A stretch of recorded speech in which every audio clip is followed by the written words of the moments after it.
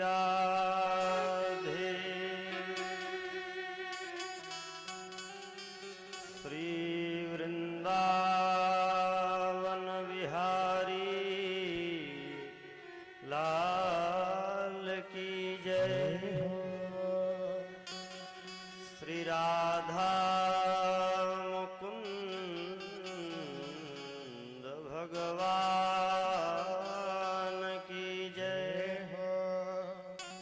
श्री सद्गुरुदेव भगवान की जय। श्री काशी विश्वनाथ भगवान की जय। ध्येयं सदा परिभवग्नमभीष्टदोहम् तीर्थास्पदं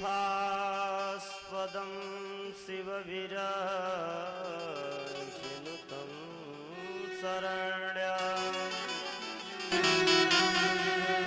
मृत्यार्तिहं प्रणतपालभवाब्धिपोतम् वन्दे महापुरुषते चरणारविन्दम्।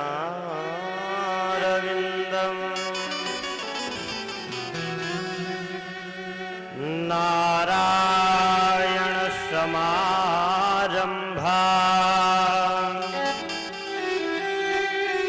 श्रीशङ्कराचार्यमध्यमाम्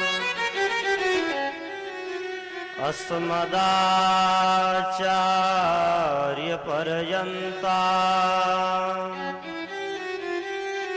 वन्दे श्रीगुरुपरम्परा।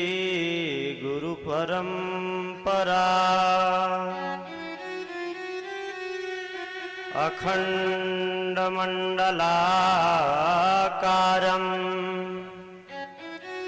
व्याप्तं येन चराचरम्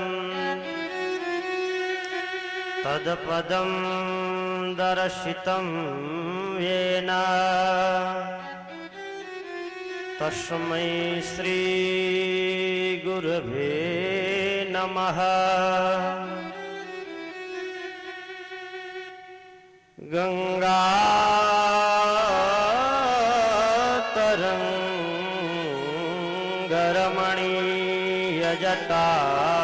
गङ्गातरङ्गरमणीयजटाकलापम् गौरी निरन्तरविभूषितवामभागम् नारायण प्रियमनाङ्गमदापहारम् वाराणसीं पुरपतिं भज विश्वनाथ। वंशी विभूषितकरानवनीरदाभात् पीताम्बरादरुणबिम्बफलाधरोष्ठा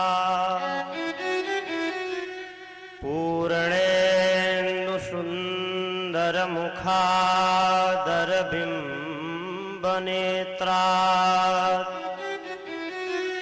कृष्णात् परं किमपि तत्त्वमहं न जाने।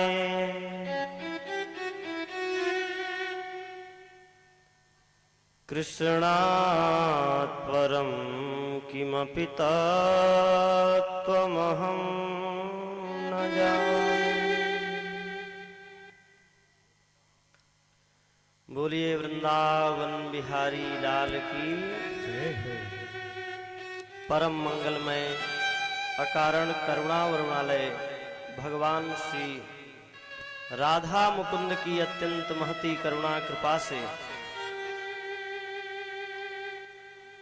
हम आप सभी को श्रीमद् भागवत के द्वितीय दिवस में भागीरथी, यह ज्ञान रूपी भागीरथी गंगा में अवगाहन करने का अवसर प्राप्त हो रहा है, श्रवण करने का अवसर प्राप्त हो रहा है।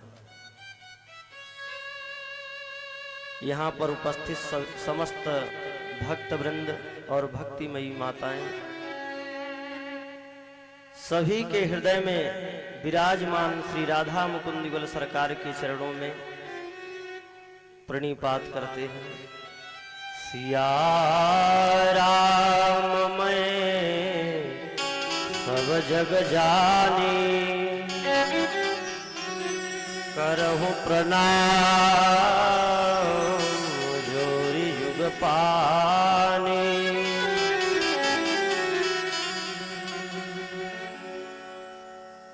समस्त भक्तों के हृदय में विराजमान श्री राधा मुकुंद युगल सरकार के चरणों में बारंबार प्रणाम करते हुए आइए हम आप लोग कथा में प्रवेश करते हैं। कल हम आपने भगवान के स्वरूप, उनके कार्य और उनके तटस्थ स्वरूप के कथा का श्रवण किया। सच्चिदानंद रूपाय विश्वोत्पत्त्यादि हेतवे पापत्रय विनाशाय श्रीकृष्णाय वयं नुमः। भगवान राधा मुकुंद के युगल चरणों में प्रणाम करते हुए महात्म की कथा में प्रवेश करते हैं। नैमिषे सूतमासीनम्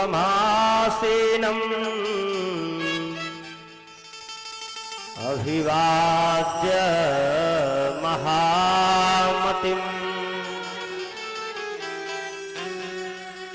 कथामृत स्वादः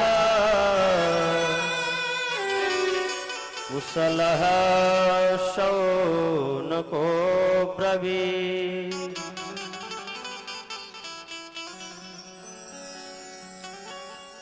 नैमिषारण्य की पावन भूमि पर 88,000 ऋषि विराजमान हैं और व्यास आसन पर सूत जी महाराज विराजमान हैं।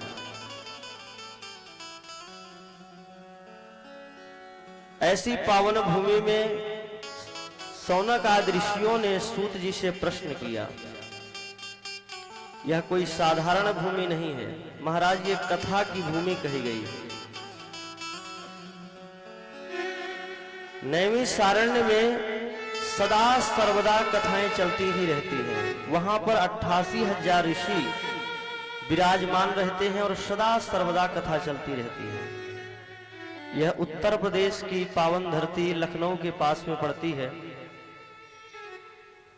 सीतापुर के पास में नैमिषारण्य तीर्थ है, बहुत ही प्राचीन तीर्थ है, सतयुग का तीर्थ है, जिसके लिए गोस्वामी जी ने भी कहा है कि तीर्थ वर नैमिष विख्याता अति पुनीत साधक सिद्धिदाता। यह ऐसा तीर्थ है, तीर्थ वर, तीर्थों में श्रेष्ठ, तीर्थ वर नैमिष विख्याता, तीर्थों में श्रेष्ठ तीर्थ है नैमिषारण्य। और क्या देने वाला है? तो सिद्धि प्रदान, साधकों को सिद्धि प्रदान करने वाला है। ऐसे पावन भूमि में शौनक आदि 88,000 ऋषि सूत जी महाराज से प्रश्न करते हैं। क्या प्रश्न करते हैं? कथामृतरसास्वादः कुशलः शौनको ब्रवीत्। ये जो प्रश्न कर रहे हैं शौनक आदि ऋषि, यह कोई साधारण व्यक्ति नहीं है जो प्रश्न कर रहे हैं। कथा श्रवण करने में परम कुशल हैं,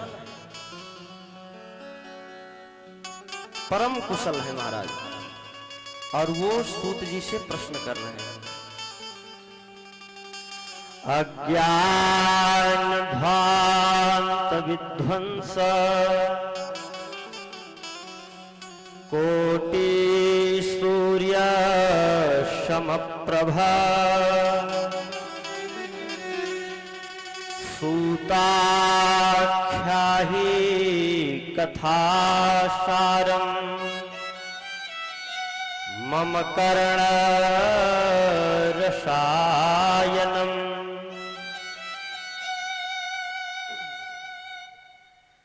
शौनक आदि ऋषियों ने प्रश्न किया सूत जी से कि आप करोड़ों सूर्यों के समान ज्ञान रखने वाले हैं, कोटि सूर्य समप्रभ, अनंत ज्ञान है आपके पास में, और हमें आप कथा मत सुनाइए। बोले फिर क्या सुनाए? बोले कथा का सार सुनाइए, जो तत्व है, मेन कथा का सार तत्व जो है आज वो हमें सुनाइए। बोले सुनना क्या चाहते हो? बोले कृष्ण प्राप्ति करम सस्व साधनम तद्वदाधुना।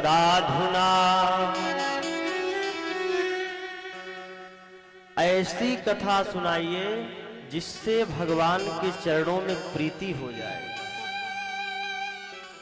समस्त संसार से मन जो है एकत्र होकर के हट करके भगवान कृष्ण के चरणों में प्रीति हो जाए, उनके चरणों में मन लग जाए, ऐसी कथा सुनाइए। क्योंकि चिंतामणि अगर किसी को प्राप्त हो जाए तो चिंतामणि के प्राप्त होने से आप जो भी आपकी चिंता होगी उसका तुरंत समाधान हो जाएगा, जो चाहेंगे आपको प्राप्त हो जाएगा। अगर आपको कल्प वृक्ष प्राप्त हो जाए तो स्वर्ग की संपदा का भी अगर आप मन में चिंतन करेंगे तो स्वर्ग की संपदा भी आपको प्राप्त हो जाएगी। तो कल्प वृक्ष और चिंतामणि ये पृथ्वी और स्वर्ग के समस्त साधन तो आपको दे सकते हैं, समस्त सामग्री दे सकते हैं, परंतु अगर आप ये कहिए कि चिंतामणि और कल्प वृक्ष मिल जाने के बाद में भगवान की प्राप्ति करा दें, भगवान का बोध करा दें, तो ये तो उनके लिए भी दुर्लभ है। ये कौन करा सकता है? तो कोई गुरु और सतगुरु ही करा सकता है। तो शौनक आदि ऋषियों ने कहा कि हे सूत जी महाराज, आपके ऊपर तो गुरुदेव की कृपा है, व्यास जी महाराज की कृपा है, आप समस्त तत्वों को, समस्त साधनों को जानने वाले हैं। आप आज हमें कथा का सार तत्व समझाइए, क्योंकि इस कलिकाल में, यह कलिकाल में व्यक्ति कैसा हो जाएगा? मंद भाग्य होगा उसका भाग्य कैसा होगा? मंद होगा। बुद्धि कैसी होगी? थोड़ी हो जाएगी।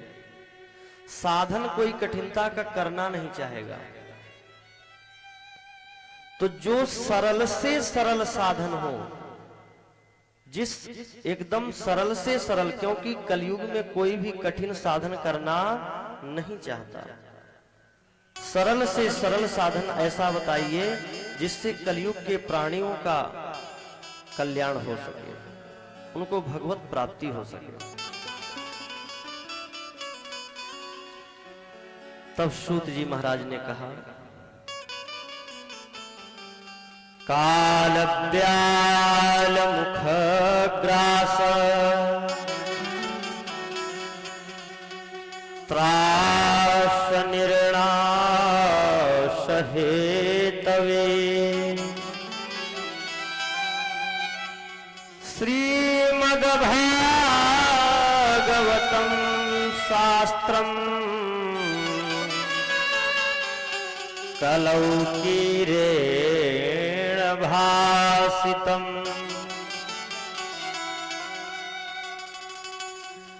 यह जो काल रूपी सर्प कलयुग में व्यक्ति के लिए काल व्याल मुखग्रास, क्षण क्षण हमारा महाराज काल के गाल में जा रहा है। तो जो काल रूपी सर्प मुंह फाड़ करके खड़ा हुआ है ग्रसने के लिए, ऐसे में ऐसा क्या साधन है कि इस समस्त कलयुग के कलमशों से दूर होकर के भगवान की कृपा प्राप्त की जा सके। तो बोले श्रीमद्भागवतं शास्त्रम् कलौ कीरेण भासितम्। श्रीमद्भागवत ऐसा शास्त्र है जिसके श्रवण मात्र से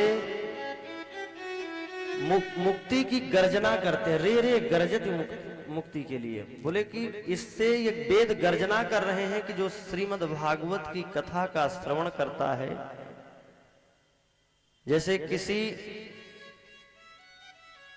10 का नोट है, 50 का नोट है, लेकिन गवर्नर की जब तक मोहर नहीं लगे तब तक वो नोट मान्य नहीं होती है। वैसे ही श्रीमद् भागवत में ठाकुर जी ने स्वतः कह दिया, श्री कृष्ण प्रत्यक्ष कृष्ण एव ही। यह भागवत शास्त्र कोई अक्षर नहीं है, साक्षात भगवान ही विराजमान, अक्षर रूप में साक्षात भगवान कृष्ण ही विराजमान है।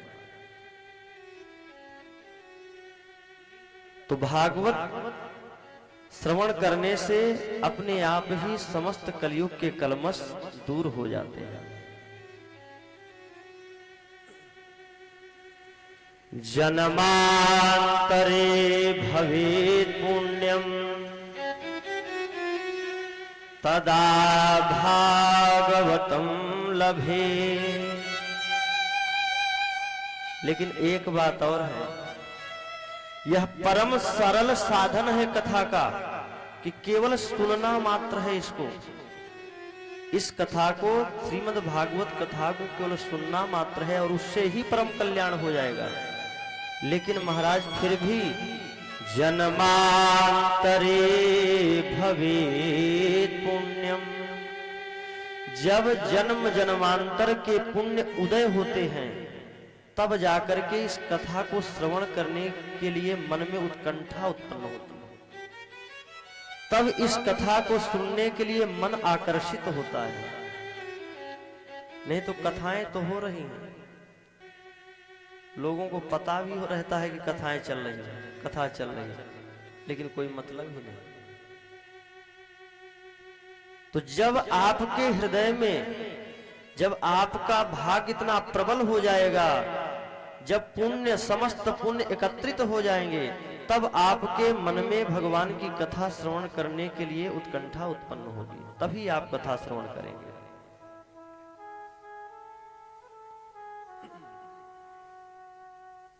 इसी प्रकार से बहुत वर्णन कर रहे थे, इसकी महिमा गा रहे थे सूत जी। सूत जी ने इसकी महिमा गाते हुए कहा कि जब राजा परीक्षित को सुखदेव जी ने कथा सुनाना प्रारंभ किया, तो देवताओं को जब पता चला कि 7 दिन में राजा परीक्षित की मृत्यु होने वाली है, इसके लिए सुखदेव जी श्रीमद् भागवत की कथा श्रवण करा रहे हैं। तो क्या हुआ? बोले परीक्षिते कथा वक्तुम सभायां संस्थिते सुके सुधा कुंभं गृहीत्वैव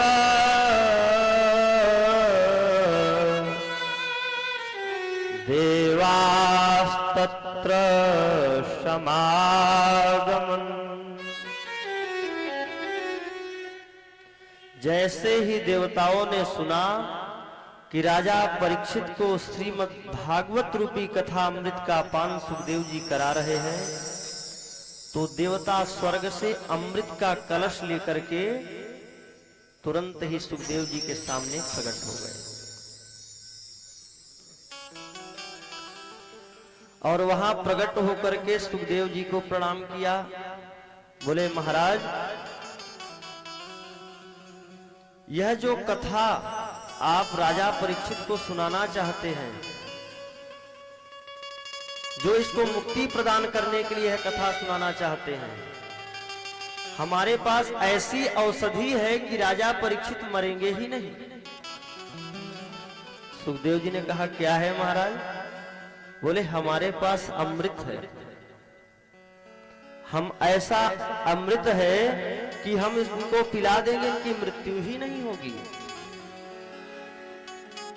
सुखदेव जी महाराज को बड़ा आश्चर्य हुआ, क्योंकि देवता अपने कार्य को बनाने में बड़े निपुण हैं। एक बार क्या हुआ, गरुड़ जी की माता जो है, उनकी गरुड़ जी की माता को उनकी मौसी ने दासी बना लिया। कद्रू ने, सर्प की माता है कद्रू,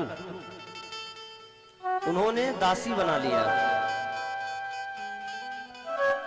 तो गरुड़ जी महाराज अपनी मां के पास पहुंचे, उनसे कहा मां, मैं भगवान नारायण को अपने ऊपर लेकर के चलता हूं। ऐसा संसार में कोई भी कार्य दुर्लभ नहीं जो न मैं कर सकूं। हे मां, तुम्हें दासी रूप में देख करके मुझे बड़ा दुख होता है।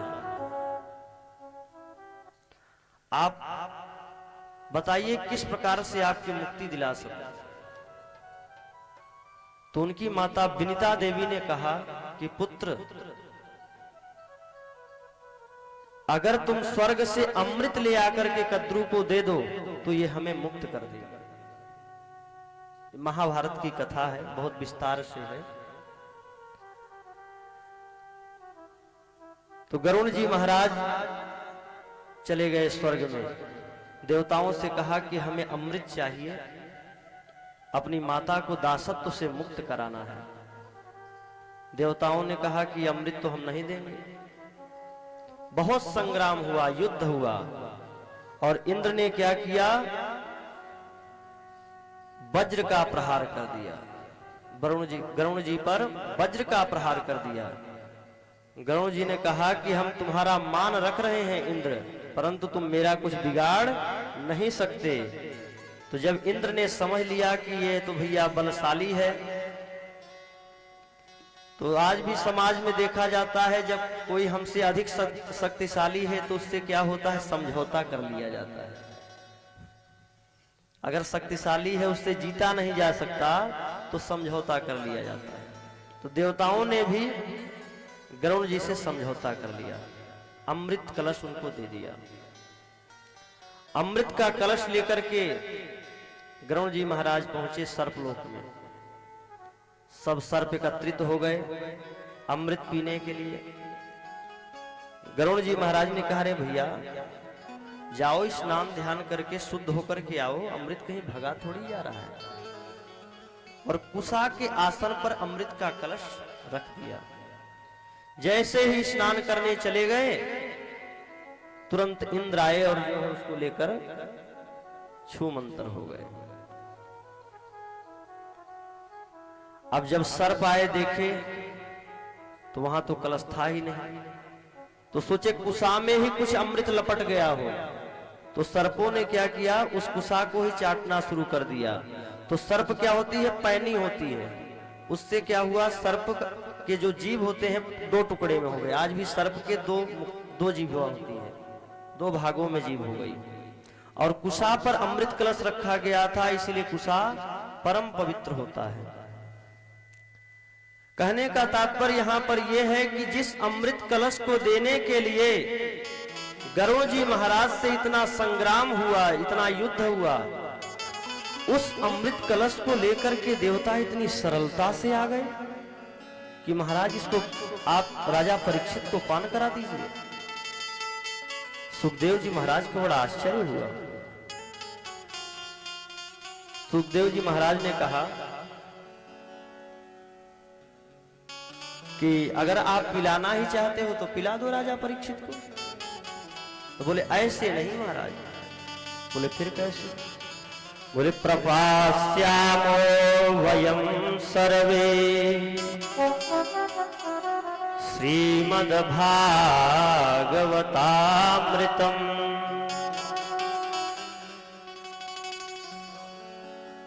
बोले ऐसे नहीं पिलाएंगे।